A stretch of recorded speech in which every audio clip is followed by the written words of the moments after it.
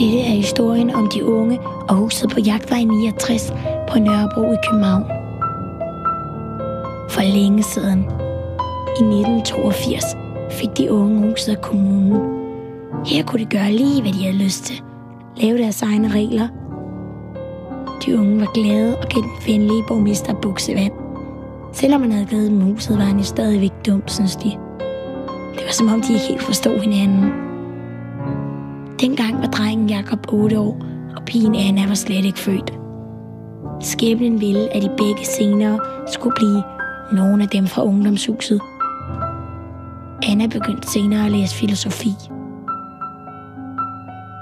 En majdag i 1993 gik miljøet omkring ungdomshuset på gaden for at demonstrere mod EU. De unge kastede med store sten. Politiet skød med pistoler. Jakob var 17 år og havde grøn hanekam. I dag går han mest med bowlerhat. Pludseligt i 1999 bestemte kommunen, at de unge ikke måtte være i huset længere og satte det til salg. De unge blev meget vrede og hængte et banner op på huset. På banneret stod der: til salg inklusiv 500 stenkastende autonome voldspsykopater fra helvede. Nogle nok så kristne mennesker, der kaldte sig Faderhuset, tog imod det fine tilbud og købte huset. De ville nemlig frelse de unge og gøre huset lyst og venligt. Nu skulle det være slut med socialistiske ballademager og store klædte bøller. Lige der omkring var Anna i ungdomshuset for første gang. Hun skulle til koncert. Til koncerten jonglerede Jakob på scenen.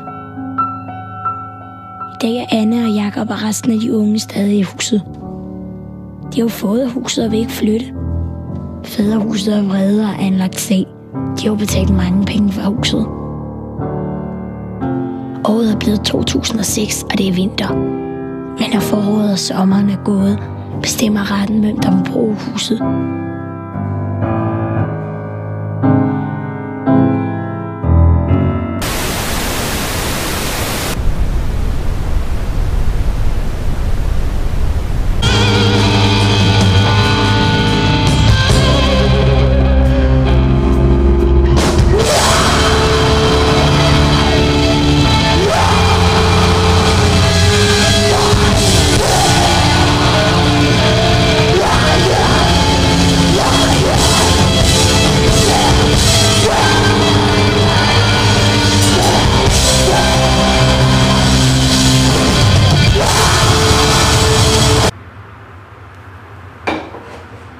Hvis man endelig skal tillægge et eller andet slogan til det, eller sådan noget, så vil det nok være den der klassiske no gods, no masters, altså ingen guder, ingen herrer, man ikke anerkender autoriteter, hvad enten de er fysiske eller åndelige. Og hvad det sådan betyder helt konkret, hvis vi skal kode det ned til noget helt konkret, så betyder det jo nok, at uanset hvad udfaldet bliver for retssagen den 18. september, så har det ikke den store betydning for os, fordi vi anerkender alligevel ikke deres beslutninger. Så hvis de beslutter, at huset skal have lov til at blive, jamen fint, så behøver vi ikke at gøre noget for, eller tage sagen i egen hænder for at få det til at blive. Men hvis de beslutter sig for, at det ikke skal blive, så det er sådan set ligegyldigt, om de beslutter det, fordi at vi anerkender alligevel ikke deres beslutninger, og vi anerkender ikke deres ret til at bestemme over vores hus.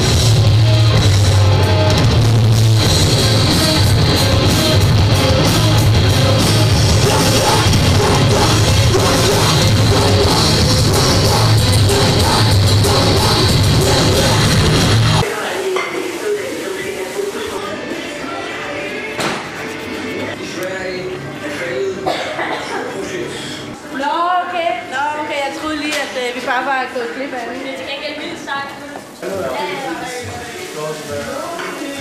Det var sgu det. Det står der, er det det?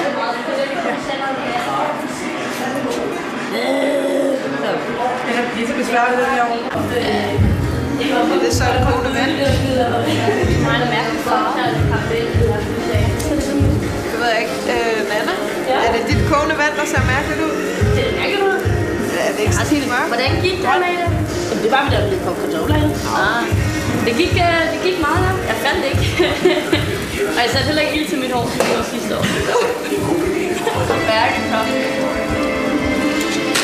Ej, hvor er det godt. Men det fungerede meget godt med det der spækbræd.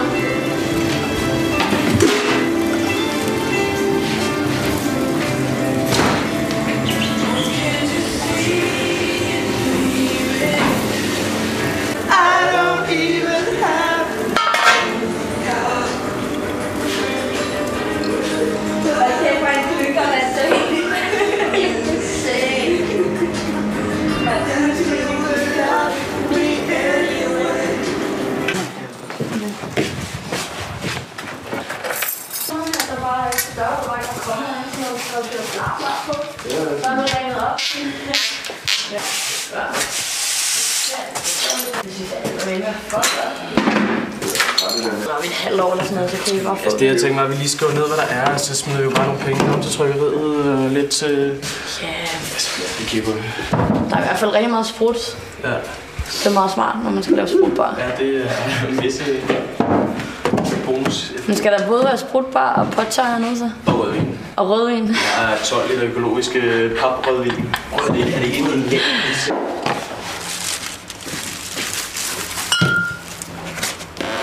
Han tager pladespiller og CD og spiller noget, så længe der er højtaler. Hvis I også kan spille musik herfra, uden DJ. Jamen, jeg tror, han er DJ hele aften. Ellers i låner vi hans anlæg, så det er bare her. Ja. Det tænker jeg, at vi skal sætte ham herovre et eller andet sted, så han kan være lidt sammen med barn, ikke? Så de kan gå og skifte lidt og hygge sig lidt. Så må man gå og sætte om her eller sådan noget. Ej, på den anden side.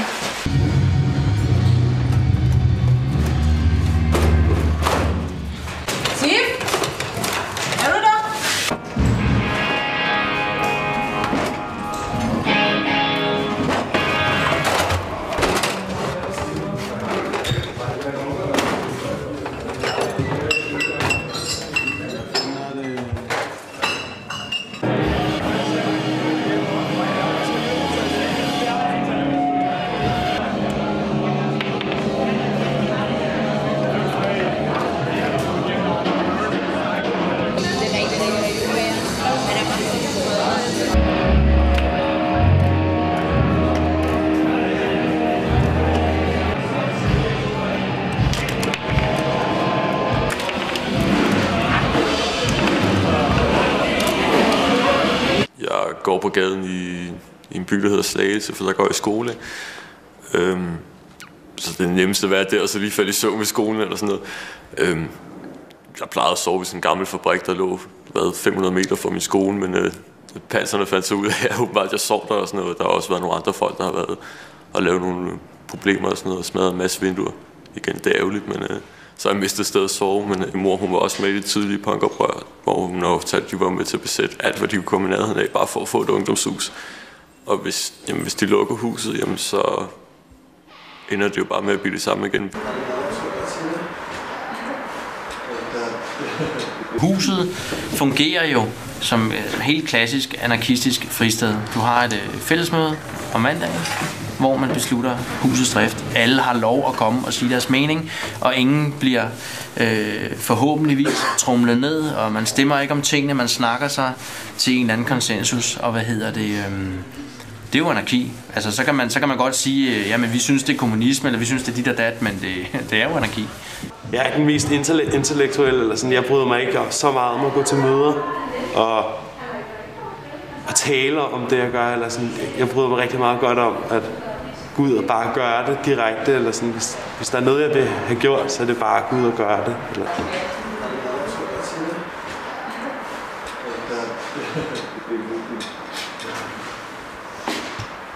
Hvad jeg mener med, at jeg skal cancer hen over McDonald's?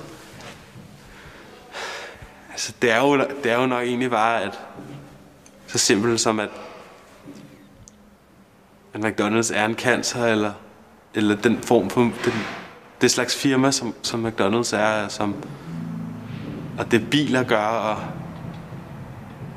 det er jo egentlig bare, at det er en sygdom på en eller anden måde, eller at være forbruger og reklamer og den slags.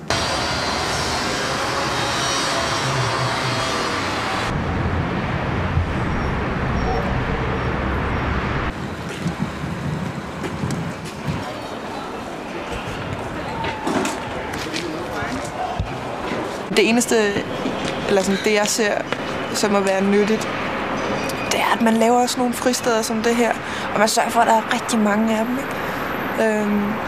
Hvor man netop kan få en alternativ dagsorden. Jeg har jo ikke en eller anden forestilling om, at at der kommer en revolution, og at Danmark eller det hele vestlige samfund bliver anarkistisk. Det er udmærket godt klar over, at det kommer ikke til at ske.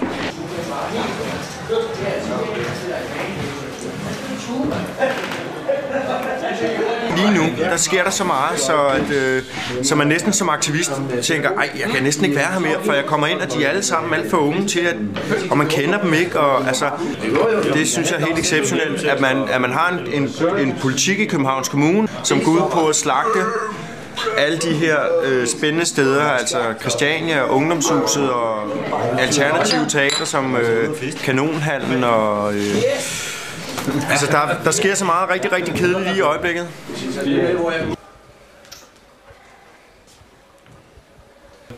Uddannelseskamp og antiracisme og alt muligt andet kan samles i en kamp for et helt andet samfund, hvor det er stemmer.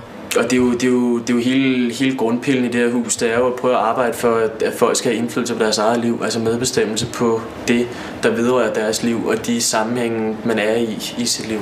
Grunden til, at jeg kæmper lige nu primært for Ungdomshuset som kulturhus, det er, fordi det aldrig vil kunne genskabes. Altså, det har en historisk relevans. Det går helt tilbage til dengang kommunisterne virkelig var på banen, ikke? Altså som et samfundsalternativ på en meget mere decentral og meget mere åben måde, ikke? Altså et hus, hvor at kvindernes internationale kampdag for eksempel blev indstiftet i 1910. Ikke? Altså det vil være for mig, ligesom det sikkert vil være for Pia Kjærsgaard og Søren Krag, hvis man udskiftede frihedsstøtten med moské, eller hvad det nu gør. Ikke? Altså et eller andet helt absurd. Ikke? Altså det kan ikke lade sig gøre for mig at forestille mig København uden et kulturhus som Ungdomshuset. I forhold til Venstre, der kan man jo godt sige, at folk i Ungerne og sådan som os vil have terroristiske tanker videre, ikke? Altså, så det vil gøre det lettere for dem, også i den offentlige debat, fordi fordi de vil kunne gå ud og sige, at vi har nogle meget venstre-radikale holdninger, som lægger sig op af Rote Army-fraktion, eller hvad de ellers skulle finde på at sige. Altså, det fedeste vil også være selvfølgelig den brede folkelige opbakning til, at det skal blive det. Men folk, de ved jo bare ikke særlig meget om, at der også er folkekøkkener, at der også er alle mulige andre ting. Altså, jeg tror, vi er meget langt væk fra at kunne blive forstået i det danske samfund. Mor og far, de mødte hinanden herinde. Eller måske ikke lige herinde, men omkring det her miljø. Så de har vel stort set den samme holdning som mig. Jeg tror, jeg var her første gang for 4 eller 5 år siden, sådan bare til en koncert. Og der studsede jeg egentlig ikke sådan videre over, hvad det var. Men så startede jeg på at studere filosofi på Københavns Universitet. Og så mødte jeg nogle folk, som var tilknyttet det her hus. Og så læste jeg selvfølgelig en masse filosofi og politisk filosofi og etik og sådan noget. Og så begyndte jeg at komme herinde og blive aktivist og sådan begynde at lave mad. Og så begynder man jo at kende folk og lave nogle politiske ting sammen. Altså ud over huset også, men sådan aktioner. Det fungerer som mødekontor, og selvfølgelig fungerer det primært som kontor for dem, der sidder i kampagnegruppen og kører det, man kan sige, er Ungdomshusets kampagne for overlevelse. Jeg har brugt mere tid i det her hus, end jeg har brugt ja, i den lejlighed, jeg boede i 12 år. Altså, så et eller andet sted, der er det et andet hjem. Det er her, vi holder vores fællesmøde, som er den øverste besluttende myndighed i huset. Hvis man skal sige det meget firkantet og meget kort, det er, at alle skal have mulighed for at føle sig hørt i den diskussion, der er. Man er nødt til at finde et eller andet kompromis. Bare det faktum, at det bliver kørt udelukkende af os, at der ikke er nogen, det er jo bare så rart. Altså, der er jo ikke nogen, der bestemmer over hinanden. Der er ikke nogen, der har øverste myndighed. Mandagsmødet er den øverste myndighed. Altså, selvfølgelig tænker man på, at vi er rydningstroede, hvis man siger det på den måde. Altså, selvfølgelig tænker man over, at der er en trussel over hovedet. Men eftersom, eller nu snakker jeg så kun på mine egne vegne, at mit liv rimelig meget er en reaktion. Altså, min hverdag består sådan af modaktioner til den måde, som man ellers lever på. Derfor synes jeg ikke, det sådan er tyngende, med mindre sådan, selvfølgelig hvis vi fik at vide, okay, inden for en måned, så bliver huset nok ryddet, ikke? Men det er klart, at folk har nerverne lidt ude på tøjet. Altså, selvfølgelig har vi strammet op på at lukke dørene, når der ikke er nogen, og holde nattevagter, og hvis der er fodboldkampe og sindssyge hooligans, der render rundt og vil smadre folk, der ser underlige ud, altså, så kommer de jo typisk herhen til. Og det er jo klart, at så bliver man sådan... Fordi man ved, at vi også har den der overhængende fare for at blive ryddet. Så det er klart, det spiller ind. Men jeg vil ikke sige, at det sådan er noget, jeg går og tænker på hele tiden overhovedet. Jeg bryder mig ikke om at slå på folk. Jeg har aldrig nogensinde slået på nogen. Og jeg har ikke lyst til, at det skal ske, men jeg kan ikke sige, hvad der vil ske i det øjeblik, at jeg ser nogen rydde det her hus. Altså, hvis jeg ved, at der skal være en kristen frimenighed, som går ind for, at homoseksuelle skal sendes i helvede, og alle indvandrere skal ud af landet og sådan nogle ting, altså, der vil jeg ikke kunne sige, hvad mine reaktioner bliver i situationen, for der reagerer man spontant.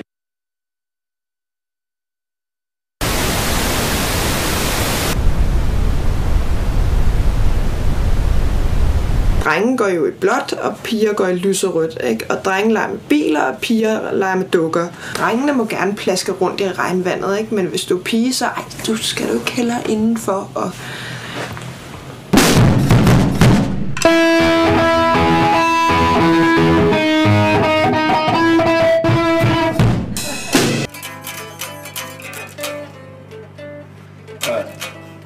så starter den jo faktisk. Er det samme kort? Ja. Så kunne man jo bare gøre det. Ej, det er også bare lidt fæsen, ikke? Eller? Hvorfor det? Nej, jeg synes bare, det der var fedt ved det, det var, at den modulerede? Ja, præcis. Det var det, der var cheesy, eller sådan. Det var det, der var fedt.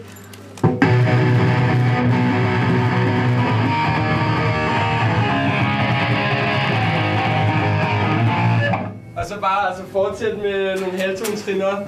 Så det vil være sådan en stræber. Men problemet er, at vi synger allerede så højt, så man overhovedet kan. Electricity and no noises to just coming home in the middle of this huge påskefrokost. Yes, and 20 people and just talking, and I really couldn't. So I just sat down with a beer and a cigarette. Yeah. But was it a nice concert? Yeah, it was cool. Pretty cool. Have you been working? Yeah. Where? In Christiania. Oh, where? Just digging this garden.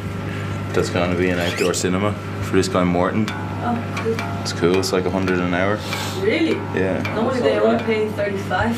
Yeah. Well, no, not anymore.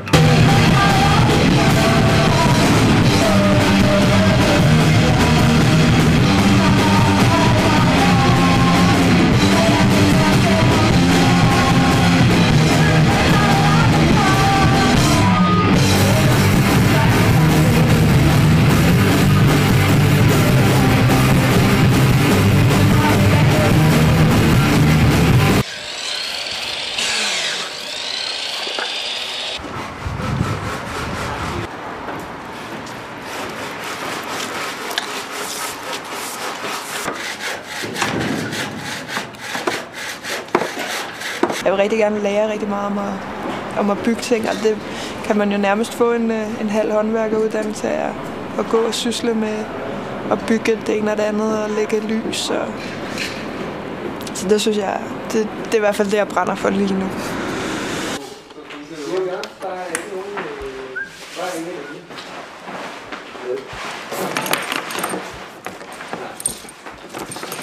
Jeg har en plan om at søge ind på konservatoriet på et tidspunkt som tonemester. Der har de sådan en uddannelse som noget rigtig fedt, men det skal ikke være lige nu, tror jeg. Jeg har det fint nok med bare at gå og hygge mig i et studie. Og sådan. Jeg har en plan om en dag også selv at bygge et studie, som er mit eget. Men,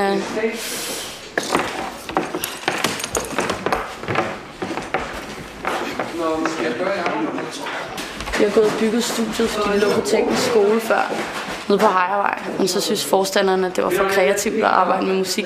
Det passede ikke til teknisk skole. Så blev den lukket, og det er den eneste mulighed, der er inden for lydteknik, hvis man ikke, som sagt, har penge eller har lavet noget i forvejen.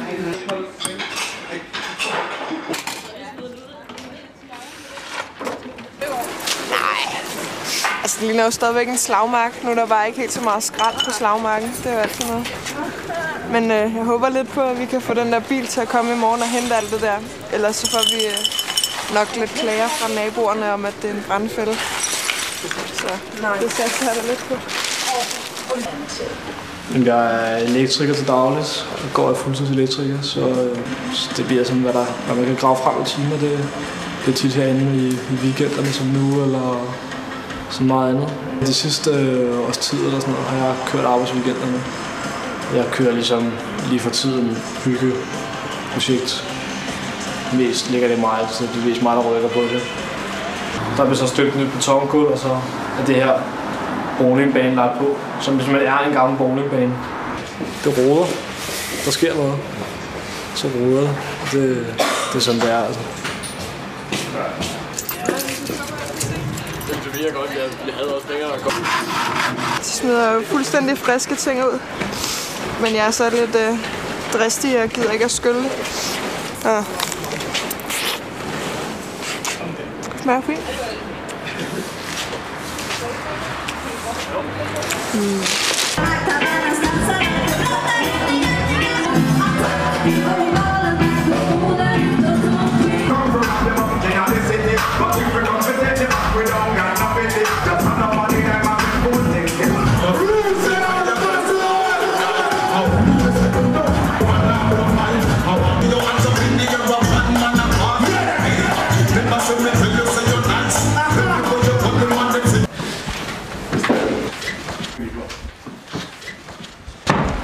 Hvis du går ud sortklædt i hjelm og jernrør, så vi ved alle sammen, hvad for en reaktion det har hos frøken Jensen et eller andet sted i Brønderslev.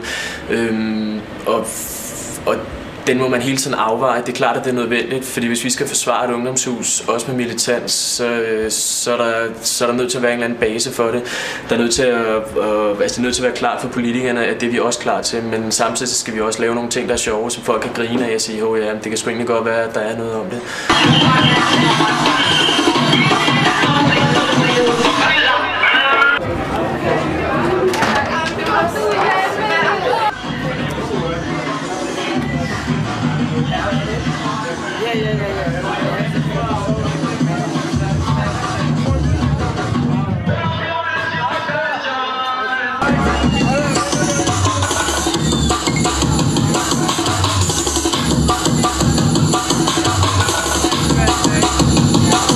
Vores 5 retningslinjer i huset er ingen vold, og ingen hårde stoffer, og ingen sexisme, og ingen heteroseksisme, og ingen racisme.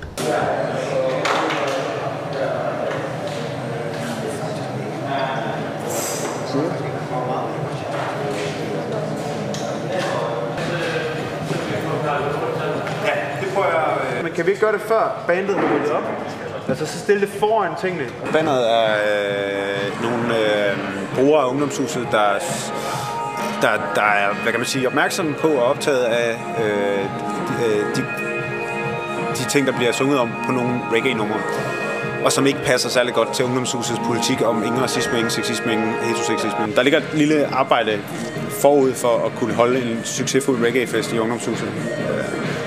Blandt andet fordi reggae har tekstmæssigt afspejler et samfund, der ligger så meget vældig fjernt fra det vestlige, og Ungdomshuset har meget høje idealer. Der bliver nødt til at bede reggae-miljøet om, okay, nu holder vi en fest i det her hus, hvor de har nogle særlige regler, så nu spiller vi lige i forhold til det, ikke? Og så er man også nødt til ligesom at sige til dem i Ungdomshuset, okay, vi kommer til at spille noget musik, der ikke alt sammen er noget, man er helt enig med, men det er der også en god grund til, og det vil være fornuftigt også at invitere andet musik ind i huset, end det man selv lige er 100% enig med. Jeg tror, at det alene det at spille til Whoop Down og tænke over, hvad for nogle plader man spiller, og være opmærksom på det ene og det andet, og komme til at snakke med de folk, der er herinde, at det smitter også af den anden vej, ikke? Altså, det giver sådan en dejlig atmosfære, at man faktisk kan sige til folk, prøv at høre her, det her, det accepterer vi ikke herinde. Hvis det er den måde, du skal snakke til os på, så er det ud. Eller sådan, at det er os, der bestemmer det her, det er vi fælles besluttet, og det giver sådan en frihed, at man ikke behøver at finde sig i, at der er en eller anden fuld idiot, der ligger an på en, eller der er en eller anden, der står og siger, giv mig en øl, luder, eller et eller andet. Det kan godt være, at brugere af Ungdomshuset er imod homofobi, men i virkeligheden så er det relevant at kigge på den heteroseksisme, der gennemsyrer hele vores samfund, og selvfølgelig også er stærkt til stede her. Altså man kan jo ligesom ikke gå igennem et eller andet brusebad, der vasker al racisme og alle mulige mønstre ind, inden man går ind i Ungdomshuset. Man har det jo med, at vi er jo de samme mennesker, og det er jo også noget af det, som er det interessante ved at samle sådan nogle miljøer, ikke?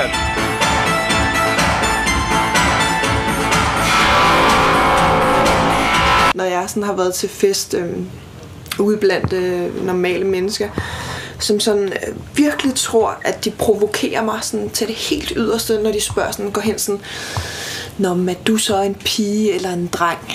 Og jeg er sådan lidt, nå ja, jeg er jo en pige, men jeg synes, jeg har sådan, jeg er sgu lidt af hvert, eller sådan, det, jeg ser mig sgu ikke selv som sådan, og jeg synes egentlig heller ikke, jeg er mindre værd på grund af det, eller sådan, jeg har det fint med, at folk bliver sådan helt, nå, eller de er sådan vant til, at de fornærmer nogen, når de siger det, ikke?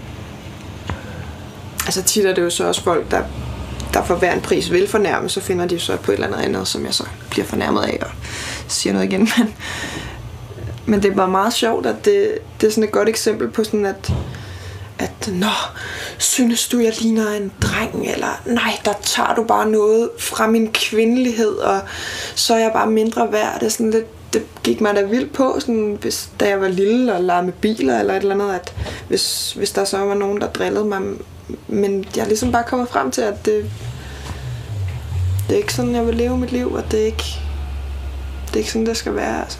Jeg var i Fredericia der, så var vi inde i sådan et supermarked, og så er der en af mine venner, mine veninder der, som også er der, og så er der sådan en 40-årig mand, der står med sine 2 børn dernede og siger sådan direkte til hende sådan, at hvis du havde været min datter, så havde du kraftedeme fået et lag tæsk.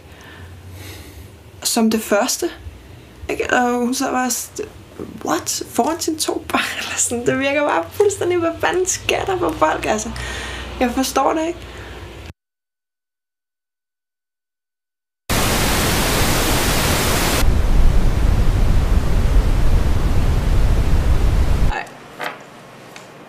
Jeg går lige ned igen, tror jeg. Ja, jeg kommer lige om to sekunder. Forhåbentlig. Ja. Nødt til lige at fortælle kort, hvor huset kommer fra, for at få en eller anden rød tråd i det i forhold til det med arbejderbevægelsen, og at det altid har været et hus for folk, der ikke har penge. Som sådan en meget grundlæggende ting, og så lidt om, hvad der sker nu og her. Jeg tror, jeg har fundet. Det eneste er bare, at det er sådan meget historisk, ikke? Det der oplæg skrev sådan helst, altså lørdag eftermiddag, folk der kommer i Aalborg for at høre om Ungdomshuset, måske lige sådan fagbevægelsens historie, så det hører. Københavns Hovedbanegård. Toget kører til Høje-Taastrup. Vi beder alle passagerer om, at bagage og andre personlige ejendele ikke efterlades uden opsyn.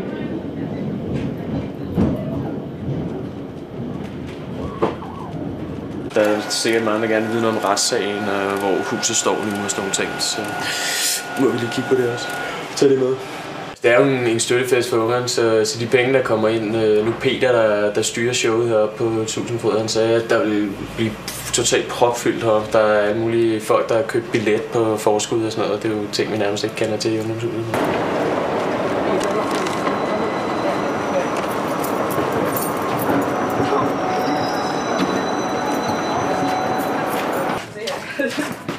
Men lige sådan, at så trykker man.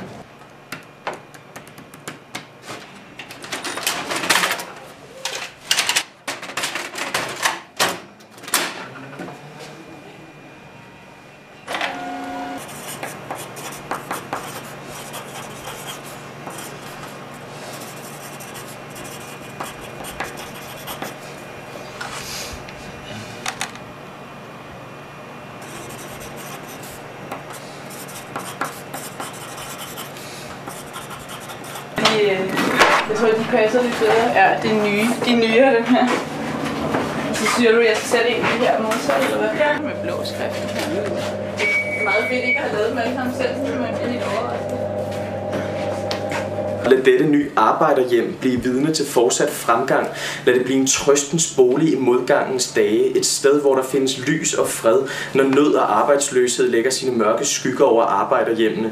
Det er jo altid meget godt. Og så stod der et ugeblad om formålet for det her hus, at det var at skabe et sted for dem, der ikke har råd til at gå i Tivoli. Altså der er ikke kun 10 polske punker, der står og tæver en radiator med jernrør eller sådan. Altså, der er sådan meget forskelligt derinde. Så ringer telefonen, og så er sådan, hey mand, de kristne er rykket ind i ungdomshuset. Og så har de fundet en låsesmed og låst sig ind i huset og barrikaderet sig ind i huset, sådan bevæbnet med gammelt dåsekød og akustiske guitarer og soveposer. De er lige så skøre som os, ikke? Altså der er ikke noget at komme efter. Det er ikke sådan nogle almindelige rationelle folk, man kan skræmme væk, vel? Fordi for hver håndmad man giver dem, så kommer de et skridt sætter på Gud, ikke? Altså længere er den, ikke? Jeg ved faktisk ikke helt, hvad der skete, hvorfor de endelig holdt op med at komme der på et tidspunkt. Jeg tror, der var nogle rødder, der sagde stille og roligt til dem, nu skrider eller også brækker, hvis han ikke knogler i kroppen på jer. Sikkert et eller andet. Helt diplomatisk. Men i hvert fald så... Gud har beordret Ruth Eversen at købe huset og frelse de unge mennesker. Advokaterne herovre, de holder demo 11. maj, som er den første retsdato, da retssagen begynder i København. Der er demonstration og kæmpe fest i huset bagefter. Og der er selvfølgelig meget velkommen. Når jeg går ud i en demo og kaster sten efter en panser, hvis jeg gør det, eller hvis jeg går ud og laver et eller andet en demonstration, så vælger jeg det selv. Og i det øjeblik, det bliver for voldsomt, i det øjeblik, at jeg synes, at demonstrationen går over stregen, så kan jeg til enhver tid gå fra den. Jeg kan til enhver tid forsvinde og sige, at det er ikke min stil, det er ikke min linje, det er ikke mit politiske indhold, og så kan jeg skride. Peter i uniform på 21, der egentlig bare gerne vil hente katten ned fra træerne, hjælpe gamle damer over gaden og sørge for, at piger ikke bliver voldtaget i parkerne, hvilket alt sammen er fantastisk og gode intentioner. Hvis han bliver sat til at skyde et barn på gaden, så skal han gøre det. Altså, det er en ordre, og den skal han efterleve. Det er hans job. Altså, og det er det job, man vælger at få, når man er panser. Og det har jeg også sådan, jeg kender politifolk, som jeg har en fin forhold til, som jeg kan snakke med og sådan noget, når de ikke har uniform på. Men vi er begge to klar over, hvis vi mødes, og de har uniform på, og jeg har uniform på, kan man jo også sige på en eller anden måde på nogle punkter, ikke? Men så er den der ikke længere. Og når du vælger at tage den uniform på, så er du et instrument. Du er en robot, og du skal adlyde ordre. Det skal du ikke som aktivist og som autonom. Det kan godt være, at man ligger under for nogle, gud, jeg har ikke en pakke 119 endnu, jeg er 20 år gammel, og jeg har ikke brændt noget af, og hvad fanden skal jeg også gøre selv, og jeg er slet ikke revolutionær og sådan noget, ikke?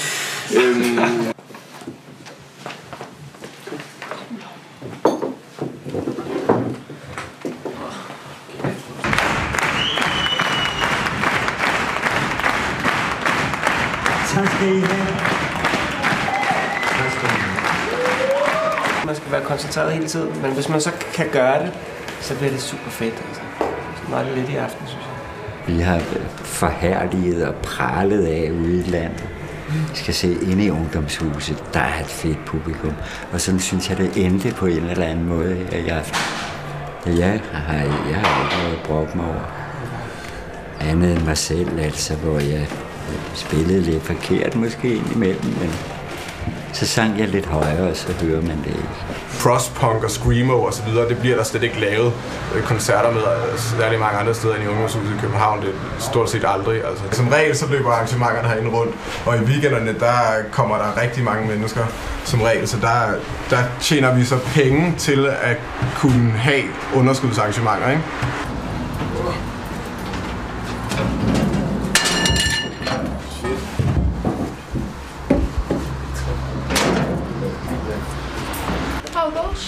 stille og roligt. Det er jo lige the mark. Ej, jeg vil altså... Må jeg bare løbe ind? Skal du ikke blive her, eller hvad? Jo, okay. Men ja. 40 kroner. Godt billede. Jeg er med i marketing også. Ja, men altså... Ja, sagde jeg med til dem, så vi ikke kan leve uden. Ja. Ej, ja, det er også koster en fed arrangement. Og det er dejligt hus. Ja, det er godt.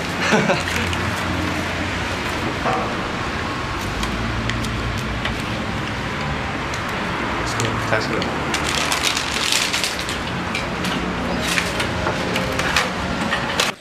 Jeg synes, tonen er hård, men...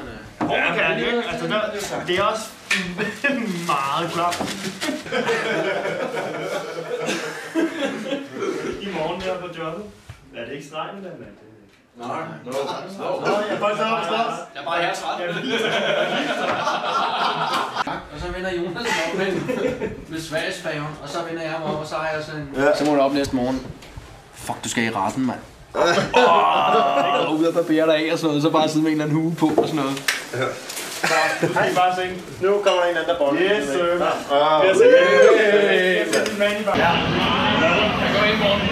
Jeg har røget helt ondt og bare smurt over det hele. Du har blodet der. Ja, kan du ikke rigtig så se på dig nu? Så tag stress på den. Kom så,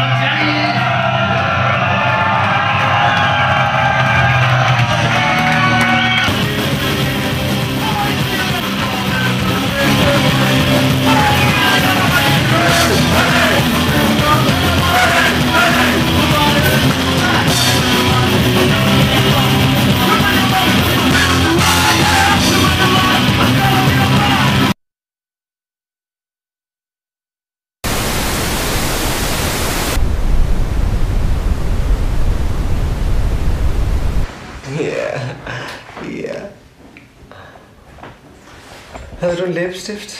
Ja, jeg har. Den er sådan et lilla. Nå, det duer ikke.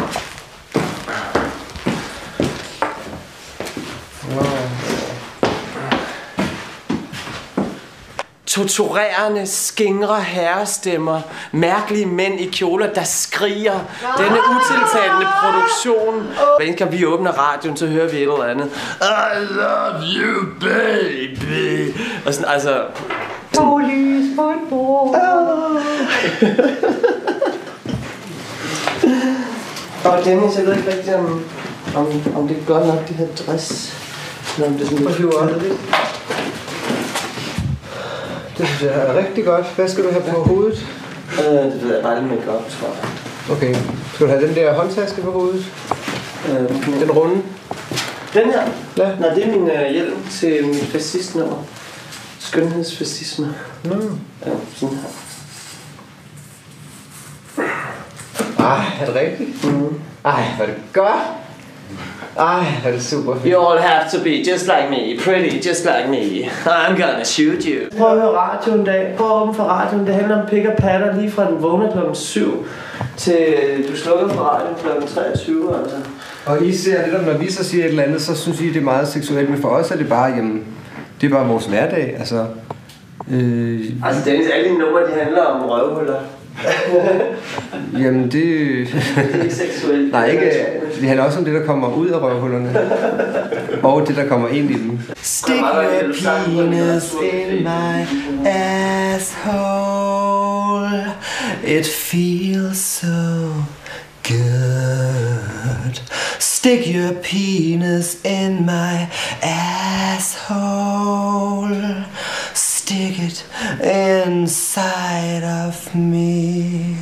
When I saw his lovely penis, I fell. And when I saw his balls just hanging there. Så flyttede han til Berlin, og så flyttede han ind i et eller andet hus, et eller andet autonomt hus nede i Berlin.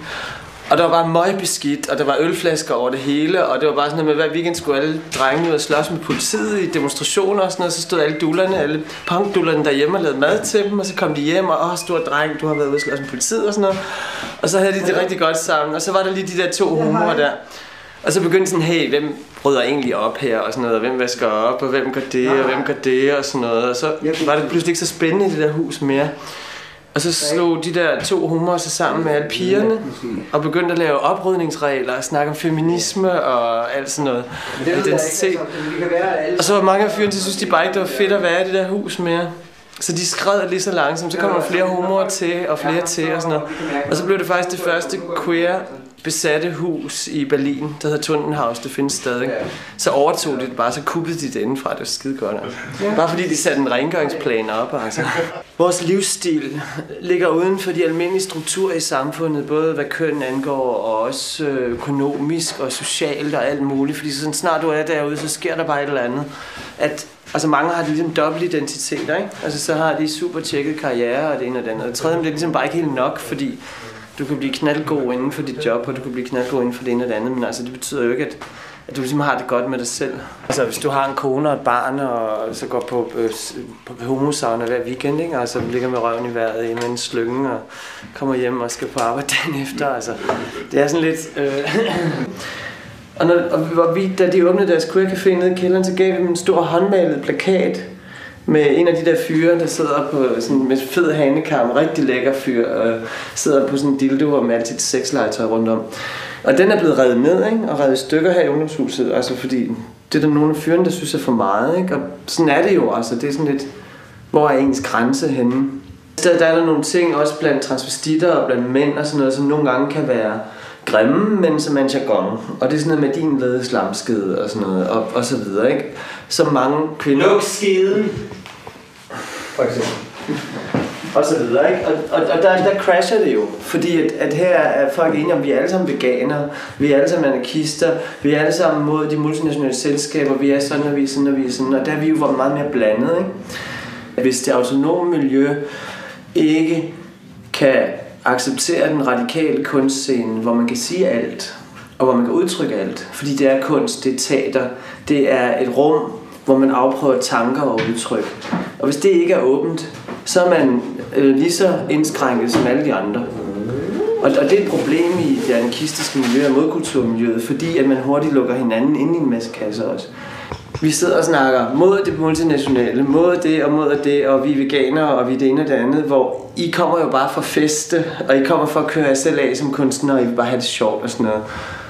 Hvor jeg sådan lige, hey, stop en halv. Kunst er også politisk. Altså bare det, vi er her, og det vi gør, det vi er. Eller ja, vi er dem, vi er, og vi gør det, vi gør. Det er lige så politisk, som at stå med et banner til en eller anden demonstration. At vi tager en med i vores forening, som sidder i den danske bank som afdelingschef, som er lagtrans, der kommer her til en fest. Det er også et politisk statement. Altså man bliver nødt til at udvikle sine kampformer, eller...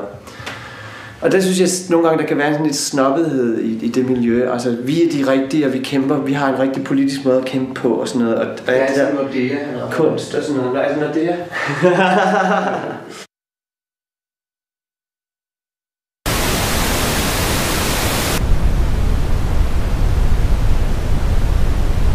Tak til Tusen, som har lavet dejlig mad til os. Og alle de aktivister, som får det til at køre rundt i aften. Det er super fedt. Jeg skal spille et lille kortnummer, der hedder Åbent brev til Christiansborg.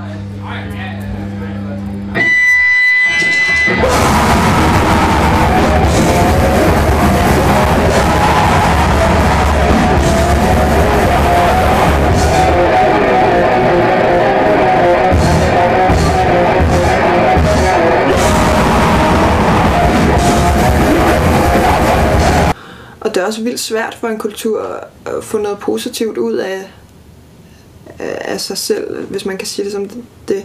Hvis du kun definerer dig selv ud fra, hvad for nogle ting du er imod, ikke? Det synes jeg også har været lidt svært ved omkring ungerne og sådan noget, fordi at der er også plads til sådan en masse interne konflikter, hvis vi kan godt blive enige om de her ting, det er noget lort. Men hvad fanden vil vi egentlig?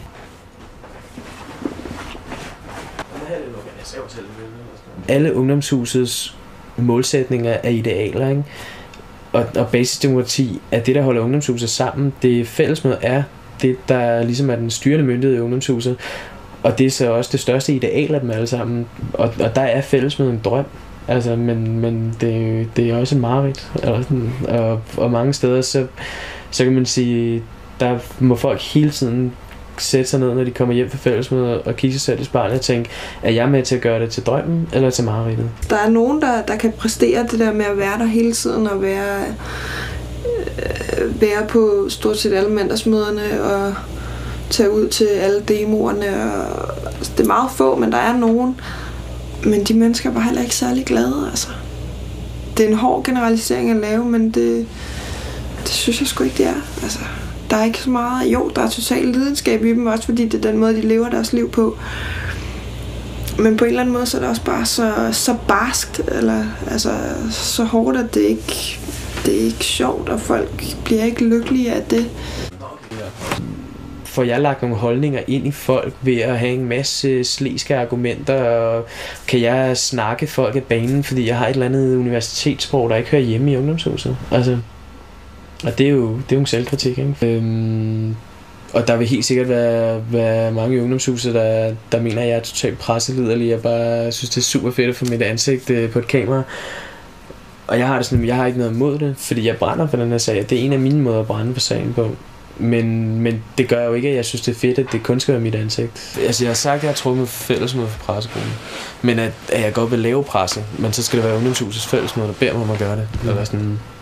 Jeg bare måtte vælge at sige det fra, fordi at jeg er blevet gjort opmærksom på, at min indflydelse på nogle punkter har været for dominerende. At jeg har ikke lyst til, den dominans har jeg ikke lyst til at have. Der er mange folk i København, der går og laver den her, fordi at de ikke behøver at gå til fællesmøde.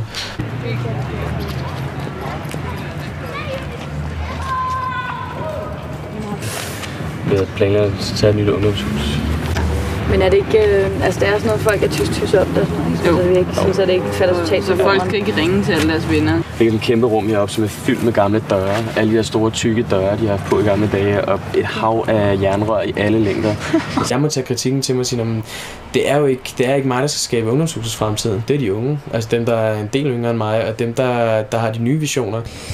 Altså, jeg har jo været sådan lidt freelance vikar. Jeg har jo været sådan en, der ikke synes, det var mega fedt at binde mig alt for meget til noget, og vil gerne sådan lægge primært mine kræfter i ungeren.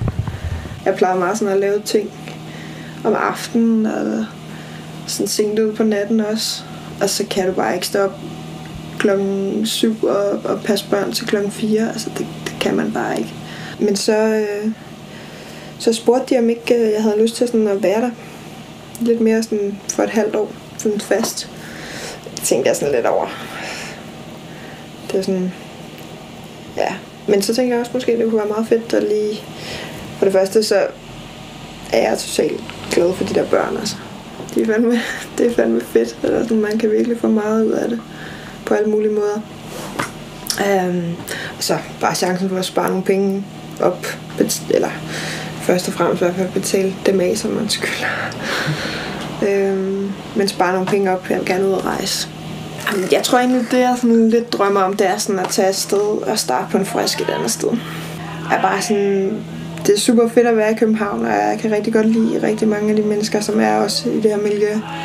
Men det er ikke særlig stort, altså.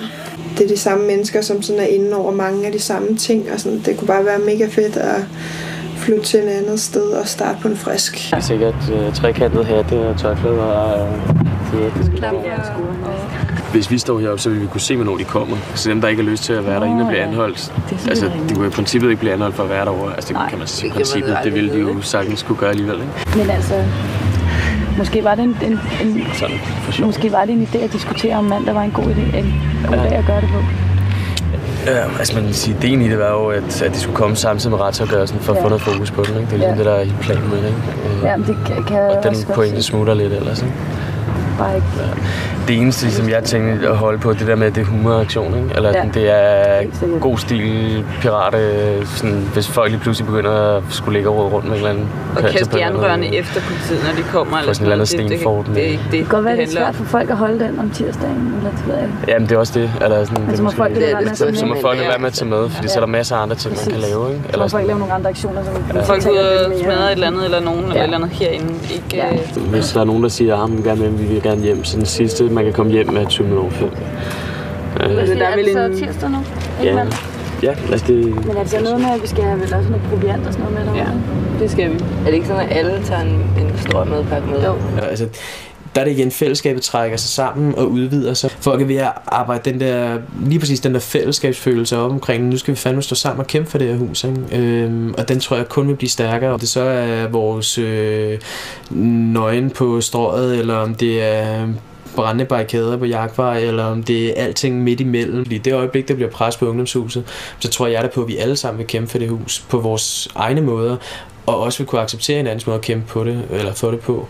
Hvor omvendt, i det øjeblik, eller på de tidspunkter, hvor der er allermest ro på ungdomshuset, der har der også været allerflest konflikter, fordi så er det, vi skal til at skabe noget, og så vil vi fandme i 800 forskellige retninger, og sådan har det altid været, ikke? Og sådan skal det også være. Nå, men hvad så med retssagen, og hvordan går det med den? Og hvad kan man sige? Man kan sige sådan, ja, det er det samme, men det er også hårdt, fordi den også er blevet udsat og trukket ud så lang tid, retssagen, så det er også lidt som om, at ens liv bliver sat på standby, når du ikke rigtig ved, hvad fanden der kommer til at ske. Ikke? Det er super svært for mig at rejse fra det. Især når man ikke ved, hvornår det kommer til at gå løs. Og jeg gider kræfterne ikke at sidde et eller andet sted nede i Amsterdam, når ungerne bliver ryddet, hvis den gør det. Det vil være forfærdeligt, altså. Og det tror jeg også er lidt af den grund, at jeg har sagt ja til det arbejde, fordi jeg også sådan så ved jeg sgu også, at så bliver jeg her i hvert fald.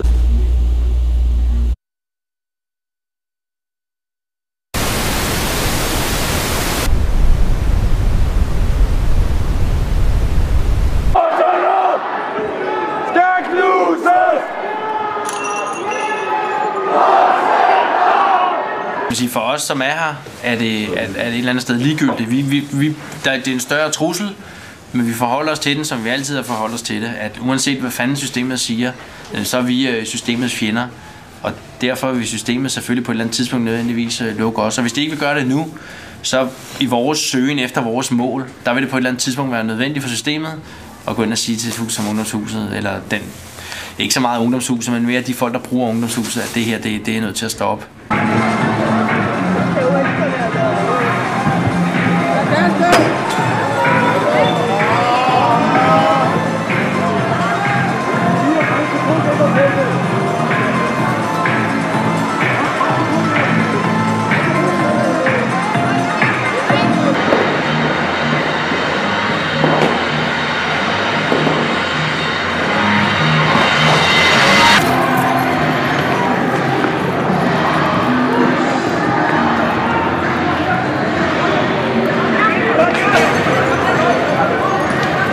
Bjarne er indsatsleder. Bjarne, han er en ubehagelig satan. Han er indsatsleder altid. Når det handler om besæt, og når det er aktioner, alt hvad der har med det her miljø at gøre. Så hvis Bjarne er tid, så bliver han sat på. Og han er bare rigtig ubehagelig. Når det er ham, der er med, så får man bare flere bank, end når han ikke er med. Altså først var han der slet ikke.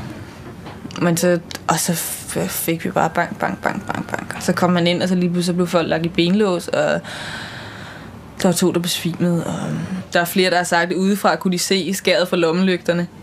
Så bare fløj rundt op i loftet, ikke? Deres kæmpe store Mac-light, som er så lange her og så tykke, ikke? Så det var på den måde. Folk fik bare bank. Så det var bare... Og det er ubehageligt, når man er inde i et hus, ikke? Fordi der er ikke nogen, der kan se en.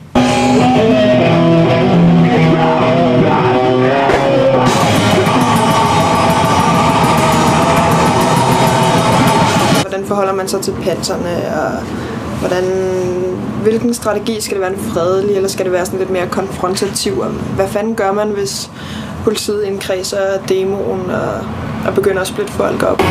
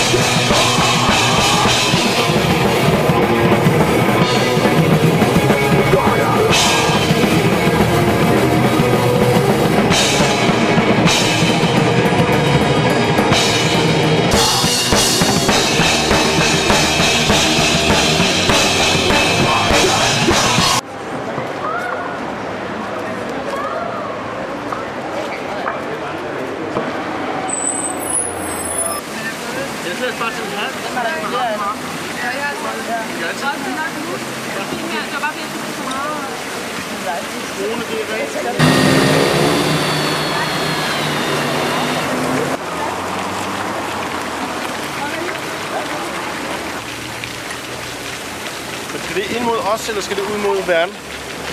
Jeg tænker, den ene lægger vi her. Den 18. maj, der var en demonstration mod Fort Europa. Kom i sort tøj og gå i kæder og sådan noget, ikke? Men det er jo også fint nok. Og så gik vi, og så kom vi op til midt på Fælledvej. Og så som lyn fra en klar himmel, så kommer der bare transitter fyldt med politi kørende fra alle retninger. Og jeg stod der og tog billeder af det hele og tænkte. Og så lige pludselig ligger der bare en pige sådan over i den anden, jeg stod over på den her side ligesom, og så lå hun over i den anden side af vejen, og der lå 3 betjente oven på hende, og hun lå bare og skreg, og hun ikke kunne få luft. Og jeg blev bare sådan helt, så gør du noget, eller sådan. Og så prikker jeg en betjent på skulderen, ligger, altså sådan, dyk, og siger, hey, prøv lige at tage dig sammen, eller sådan, dine kolleger, de kan jo ikke finde ud af at gøre noget ved det. Prøv at se, hun ligger og skriger, eller sådan, kan du ikke gøre noget for at hjælpe hende? Og så kigger han derover, og så kigger han på mig, og så råber han, du skal ikke slå mig. Og så bliver jeg bare trukket ned i kraven, bank ned på jorden, armene væk på ryggen, og så blev jeg anholdt. Jeg var skidesur, så tidede jeg mig totalt åndssvagt derfra, for jeg havde det bare sådan, fuck ja. For det første havde han hjelm på, for det andet, så rørte jeg ham knap nok, og for det tredje var jeg ikke spor aggressiv. Og selvfølgelig, jeg hævede jo stemmen, der var sindssygt meget larm. Altså, jeg sagde til ham, at jeg synes, at han skulle tage sig sammen, men jeg var ikke nødt med at sige, ellers så smadrer jeg dig, eller der var ikke nogen trusler, eller der var ingenting med. Her i vores hus er glæde, her i vores hus er fest, og jeg lever glade dage og et glas til hver en gæst. Selvom regnen står på ruden, så er stuen fuld af sol. Vi har alt, hvad vi behøver. Her i vores hus der leves livet, er det ikke det, man har det til. Der er nok af græde pile, lad dem græde det, de vil. Her er sang og klang og latter, her er alt det festligt brus. Så går du rundt og er lidt nedtrykt, så du vil komme i vores hus. Den nøgne sandhed er, at det ikke er fristederne, der er til besvær, men den kulturpolitik, der føres i Københavns Kommune. Hvor skal vi nu være nøgne?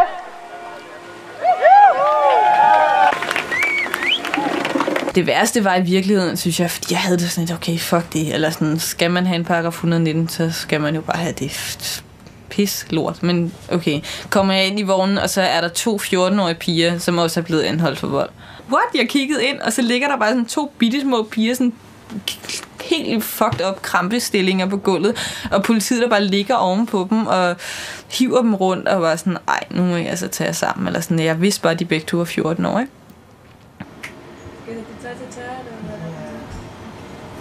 Du må rigtig gerne.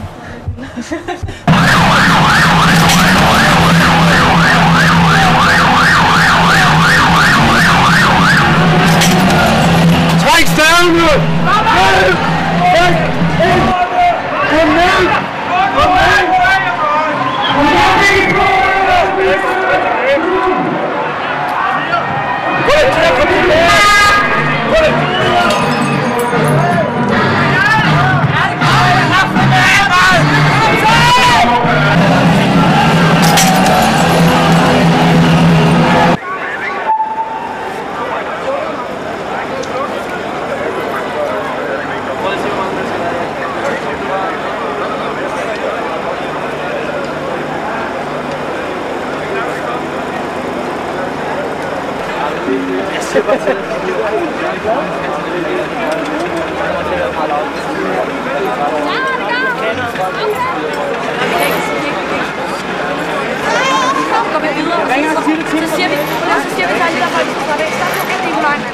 Det kan vi ikke. Hvad fanden skal vi så droppe det?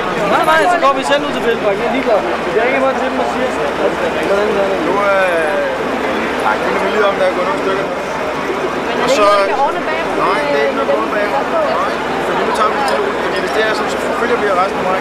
For det er sådan noget, ikke engang ens forholdsplads. Det er jo skide ærligt, det vildt. Der er mange, der godt ved at have en hyggelig dag. Og det skal jeg også have lov til.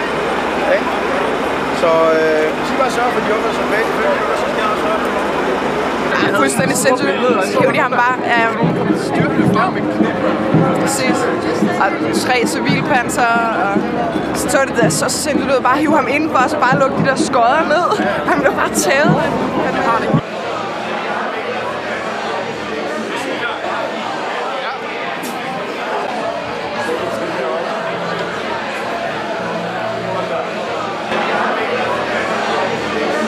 det eneste historie, jeg har hørt, er, at der er nogen, der malede noget graffiti. Altså, da han blev anholdt, er der nogle andre, der brokker sig over det. Så udviklede situationen, så det gik ret hurtigt med at få indkartet hele demonstrationen, sådan som det plejer at være, når vi holder demonstrationen. Men alt i alt synes det gik rigtig godt. Der var nogle fede folk, der havde organiseret den i dag. Nogle helt unge folk, der går op og tager noget ansvar og tager mikrofonen og siger, hey mand, slap af. Det er en festdag i dag, lad os fyre den af. Lad os hygge os sammen med Christiania, så tager vi det andet på et andet tidspunkt. Der er ikke nogen sekund tvivl om, at selvfølgelig skal man bakke sine kammerater op, hvis de bliver anholdt. Men det var også en farverig demo i dag. Der kommer nogle andre demoer, som bliver mere fokuseret på at vise, hvad der sker, hvis ungdomshuset bliver ryddet. Og hvis de lukker ungdomshuset, så kommer der nye fristeder.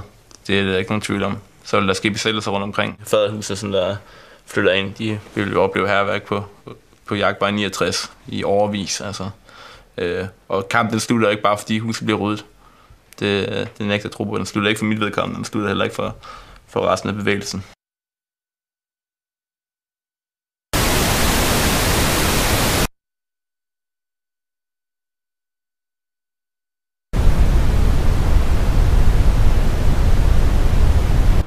Sådan. Sådan. Ser det godt ud, Leif? Det er godt. Nå ja, hvad skal vi gøre ved det? Skal jeg bytte med Adam? Hvad siger du?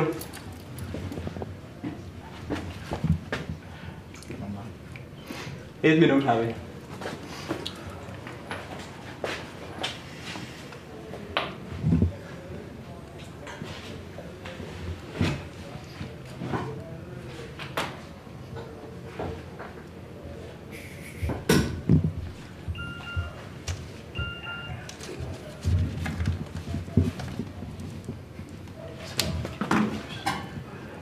Yes.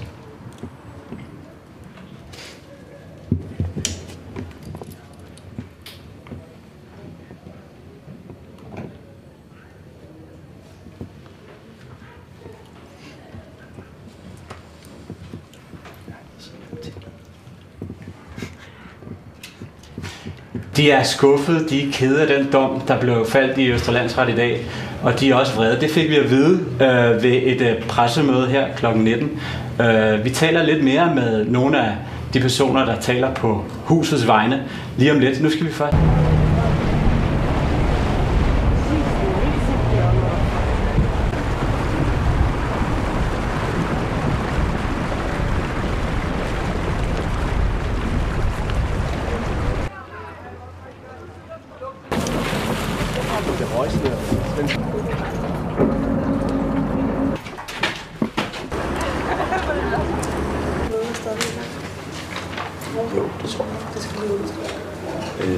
Ja, vi skal understrege, at der stadigvæk er et stormøde i gang op ovenpå. Det betyder, at der kan komme nogle beslutninger ud fra det, som vi ikke ved noget om endnu. Naturligt nok bliver folk vrede over det, der er sket i dag. Og det synes vi er meget forståeligt. Og vi har fra Ungdomshusets side sagt, at vi blander os ikke i, hvordan folk vil udtrykke deres vrede. Vi har oplevet aktioner i dag i Svendborg, i Odense, sågar i Oslo. De er blevet ignoreret af dem de sidste par år. Og i de år har vi ellers forsøgt på mange måder at gøre opmærksom på det her problem. Vi har lavet masser af spektakulære, men fredelige symbolske aktioner. De er alle sammen blevet ignoreret, og vi kan ikke fortænke folk i at føle, at det ikke længere er vejen frem. Jeres advokat, Bjarke, siger, at han vil anke sagen til Højesteret. Er der flere, der har spørgsmål?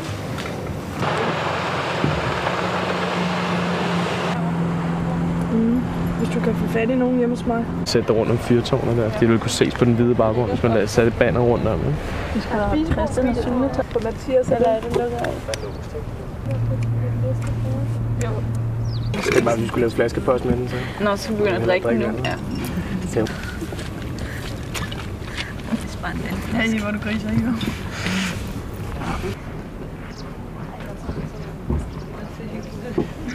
Så hænger der hænger en stige et eller andet sted. Nå, derovre på væggen bag ved båden. Der er værktøj liggende deroppe, eller at jeg har sådan en græsbrænde liggende deroppe. Men så man kan ikke komme ud. Vi har ikke taget reb med, så man kan fire sig ned eller sådan. Nej, det var jo ikke nogen, der havde. Nej, det kan man ikke. Men man kan jo balancere, hvis vi tør, ikke? Og så havde vi tænkt os, at der var nogen, der skulle komme ned og hente den der stige. Eller det være en, der bliver udenfor at tage stigen og kravle op og så lige ud med. Men den er slet ikke lang nok, den der stige. Jeg tror, den kan... Skal vi bare se, hvordan det går, eller så? Jo, det er rigtig nok. Det er bare mere sådan, hvis alle mennesker vil hjem og sove, så bliver jeg måske nemmere. Okay. Men det var det, der var aftalen hele tiden. Eller sådan, det var... Der var bare ikke nogen, der sagde det. Altså før vi kom ud, der er ikke nogen, der har sagt det. De har jo så udtalt mig, om det kan være. Ej, der var fandme mange, der sad på det der møde og var sådan lidt skeptiske over for at blive herude hele natten. Og det virkede også som om, at det var sådan lidt... det vil lige sige. Ja. Men... Jeg skal bare ikke sige det, og så lade være med at gøre det.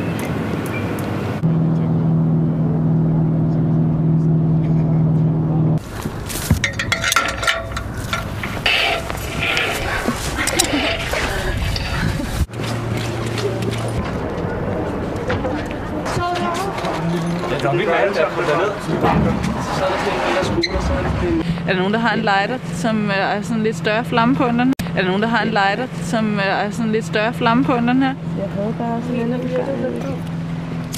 Jeg bliver altså så idiot, hvis vi skal være herude, og min lighter ikke virker, og jeg ikke ryge cigaretter. Altså. Ja, det kan jeg godt forstå. Ej, og nu begynder det at gøre rigtig ondt. Ja. Altså, vi har 40 svær med, og så har vi ikke engang nogen. Nej, jeg skulle så grine ud i flammen. Ej, Rus. Kæft, mand. Det er godt nok lagt sammen. Så kun sættes 2 i. Altså. Det er vildt også, at jeg havde lagt den der skarpe brødkniv frem. Det minder mig totalt meget om den der anti-Bush-demo, der stod også sådan her i regnvejr. Og jeg brød til en flag, eller hvad? Nej, det gør vi også, men der stod vi også med sådan nogle ræb. Der smod den over. Vi skal have skubbet det op, ikke? Ja. Har vi noget sådan at skubbe med?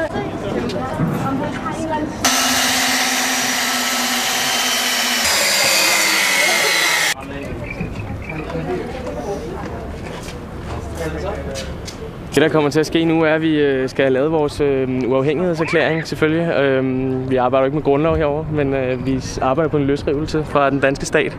Og har selvfølgelig snakket om at sende en flaskepost til Kofi Annan med en anmodning om ikke at blive optaget i FN. Så men ellers nej, så nu skal vi gå og hygge os herude. Nu skal vi prøve at forestille os, hvordan det vil være at have den her ø. Vi starter med øverste etage, og så arbejder vi os videre derfra, tror jeg. Så, men hver enkelt sin idé, det er jo et frit samfund nu.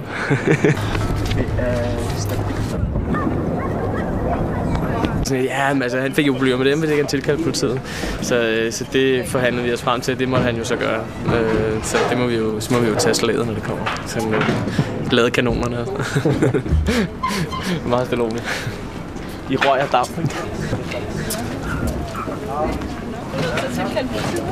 Hvad siger du? Sagde han nok blev nødt til at han var nødt til at tilkalde politiet, ellers ville han få problemer med Kulturarvsstyrelsen. Hvem sagde det?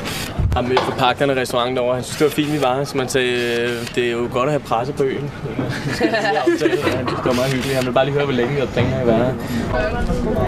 Ja. Har du kastet det hele? Den kommer man op. Kommer bare rundt. Du kan ikke komme herop. Bordet er erobret. Vi har bare givet os ind, ikke? Vi har jo taget det. Men er der ikke nogen af jer andre, der også har lyst til at snakke med pressen, så det ikke kun er mig? For jeg synes, det var lidt flat, hvis det kun var én pirat. Ja, det ved jeg godt. Jeg har bare lige haft 1000 andre ting. Vi snakker lige om, hvem der skal snakke med dig. Nogle tv-avis-agtige interviews ville bare være sejt, hvis det ikke var den samme, der snakkede. Rigtig meget. Hey mand, du stod lige foran 1200 mennesker i går. Nej? Gjorde du? Jo, men jeg er blevet mega syg. Nu. Jeg gider ikke, at jeg har det så dårligt. Nej, det fandt han. Og det høres sådan, at man ses på det onsdag. Nå. Jo, det var fordi, jeg skulle have fat i Maries nummer. Hvad med dig, ja? Ja, det har jeg. Jo, både over. Eller selvfølgelig gider jeg, men det var mere for at få den der lidt blandet. Fordi at der sådan har ligesom været en vis kritik af, at det altid var mit fjes, der var... Kan vi ikke gøre et eller andet med, at vi stiller op, så vi står 5 mennesker eller sådan noget, som er klædt ud i... Ja. Ikke godt? Det er piraterne inden fra Jagtvej 69, så nu har vi erobret fortet til vores nye fristed. For vi mener jo ikke, der er fristed nok, og nu har de også planlagt at lukke ungdomshuset. Det er ikke et spørgsmål for os, at det er en retssag. Om det bliver anket til højesteret, det tror jeg de fleste i ungdomshuset er ligeglade med. Spørgsmålet for os, det er, at det er et politisk ansvar. Det er nogle politikere, der skal gå ind og sørge for, at et kulturelt fristed får lov at blive her. Det her, det er jo et pressestunt. Det er jo fordi I står her, at politikerne hører.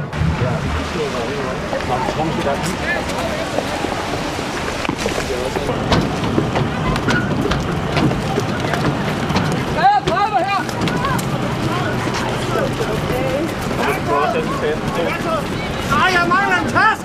Klokken er 13:14. Alle er anholdt og vil blive hentet ned. Modstand mod anholdelsen er strafbart. Kom, vi sætter det her. Pas nu på, Bjarne. Dørene er bevaringsværdige. I kan ikke rigtig finde op, Bjarne.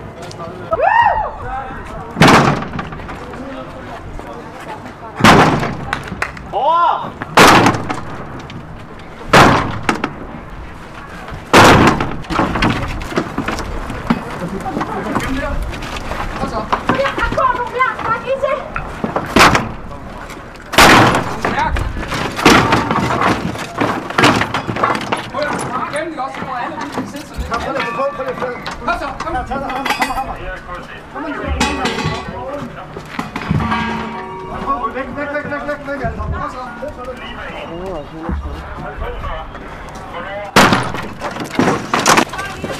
Kom nu igen.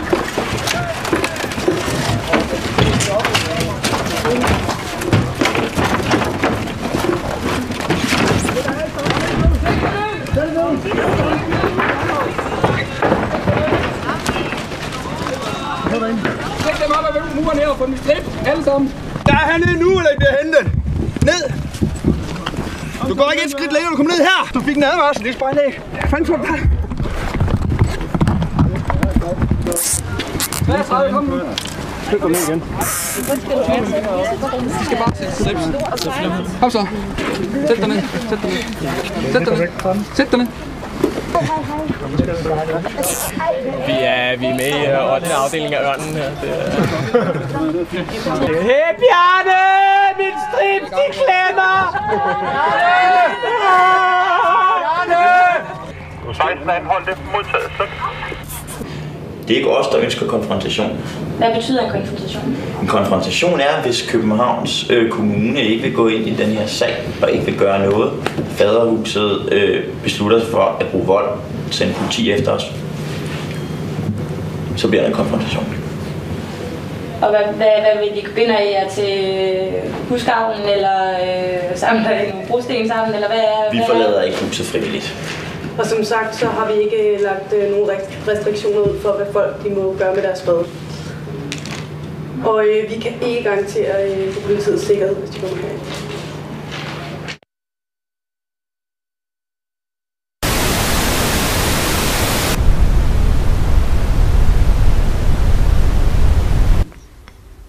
Jeg har simpelthen været så stresset, så jeg bare har gået rundt og været simpelthen så trist. Og sådan, og bare virkelig sådan indset, at det ikke kunne blive ved på den her måde. Og rigtig mange af mine venner har jeg ikke behandlet særlig ordentligt, og slet ikke haft tid til at se dem, og heller ikke min familie og sådan noget. Det har været rigtig, rigtig trist. Men det er også bare vildt frustrerende at ved det her så meget. Og jeg kan bare ikke bære tanken om ikke at være her, når det går løs, og jeg kan ikke...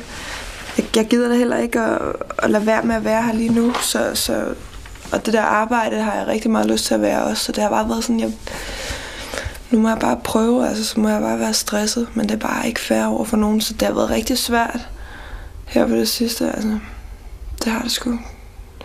Og det er også, jeg kan bare mærke, at vi er presset, og jeg kan mærke, at det har en betydning, at de i princippet kan komme om 14 dage. Og den der uvidshed, at der ikke engang er nogen dato, hvor de kommer, og vi prøver at lave de der barrikader så godt som muligt. Og, altså, det tror jeg vist også, jeg har nævnt før, men det der med, at vi laver dem jo kun for at forsinke dem. De kan jo komme ind, det ved vi jo godt. De kan komme ind, når de vil.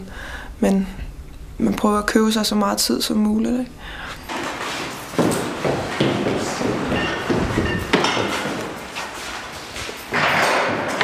Jeg håber da, at ved det på forhånd. Altså, jeg håber da, at jeg har haft mulighed for at nå at komme herned og kunne være sammen med resten af de folk, der vil kæmpe for det her hus på alle mulige forskellige måder.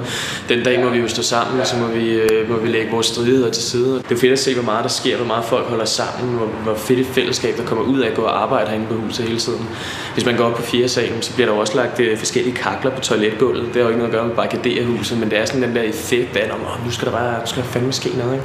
Og det er fedt, og det er helt unge folk, det er gamle aktivister, jeg ikke har set herinde i 5-10 år. Ikke? Altså, selvom jeg måske ikke tror på, at det her hus bliver ryddet, fordi jeg ikke kan kapere tanken, fordi det virker ikke realistisk eller virkeligt for mig, så har det sådan, kampen slutter jo ikke med ungdomshuset forsvinder.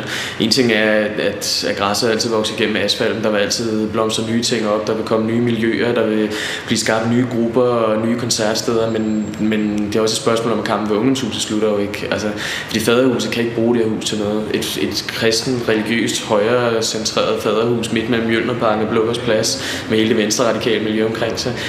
De skal sælge det hus videre på et tidspunkt. Det kan de ikke, så længe at en potentiel køber kan mærke, at vi stadig føler det vores hus.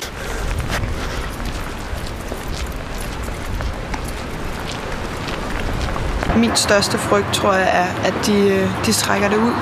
At de trækker det ud i langdrag, simpelthen.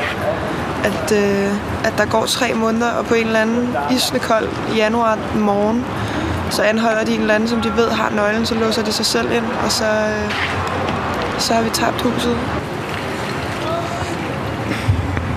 Det giver mig ikke særlig meget positivt at tænke på den måde, fordi hvis jeg tænker på den måde, så virker det bare meningsløst at stå og bygge de her barrikader. Hvis man tænker, at de kunne jo også bare rive væggen ind fra nabohuset, så er det jo fuldstændig nytteløst, det jeg står og laver. Ikke? Jeg står og bruger 5 timer om dagen på at bygge en eller anden barrikade, når de kan anholde en med nøglen og så selv gå ind. Ikke?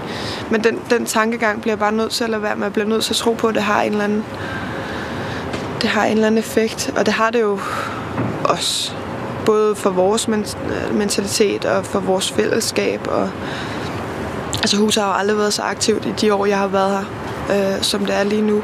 Der foregår så mange ting, så mange dejlige ting, og vi har vores café, hvor vi holder åbent, og vi spiser mad sammen nærmest hver aften, og det er virkelig fedt. Og på den måde, så er der jo også vildt meget liv og vildt meget sådan hjerte i det, fordi vi alle sammen er 100% med lige nu. Folk kan ikke være på standby i 3 måneder, altså. Det er min største frygt, fordi så bliver det ligesom, sådan en slutning af folk selvfølgelig også har guidet sig lidt op til sådan et eller andet form for Big Bang, eller at nu. Og vi vil jo så gerne have, at det er os selv, der vælger kampen, og hvornår vi vil tage den. Men vi vil jo ikke lukke huset ned selv, så på den måde vælger vi det jo ikke. Og det er nærmest det hårdeste, synes jeg, at gå rundt og vente, og bare sådan vente på, at de bestemmer sig for en eller anden dag, at synes de har oprustet nok, og har det det retmæssige grundlag for at rydde huset. Og så gør de det bare, og den dag, der er vi måske overhovedet ikke klar. Den dag er der måske 5 mennesker inde i huset. De kommer til at få så mange tæv. Der er så mange års had og så mange års vrede fra politiets side, at jeg tror, det bliver rigtig, rigtig groft og rigtig forfærdeligt. Både for dem udenfor, men allermest for dem indenfor.